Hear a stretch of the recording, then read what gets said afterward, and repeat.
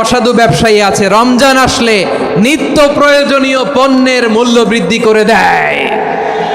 এরকম আছে না নাই? এগুলো করবেন না। মজুতদারি করবেন না। পণ্যের কৃত্রিম সংকট বাজারে করবেন না। আপনি লাখ টাকা কামায়া ভাবছেন যে রোজাদারদের কষ্ট দিয়ে ধনী হবেন, এমন রোগ আল্লাহ আপনারে দিবে, কোটি টাকা দিয়েও আপনি হাসপাতালের বিল পরিশোধ করার ক্ষমতা আপনার হবে না। খবরদার। শেষ বয়সে দেখবেন কি কষ্ট আপনার হয়। আপনি রোজাদারদের কষ্ট দিয়েছেন, আল্লাহ আপনার সুখে রাখবে?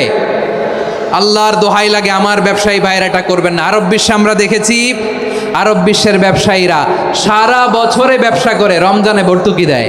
আর আমার দেশের কিছু অসাধু ব্যবসায়ী রমজানে গলাকাটা ব্যবসা করে আর সারা বছর সইটার উপর দিয়ে চলে। চিল্লায় বলেন ঠিক কিনা? করবেন না, এটা করবেন না। নিত্য প্রয়োজনীয় পণ্যের মূল্য বৃদ্ধি করা হারাম, পণ্যের কৃত্রিম সংকট তৈরি করা হারাম, মজুতদারি করা হারাম, রোজাদারদেরকে কষ্ট দেয়া হারাম, এটা করবেন না।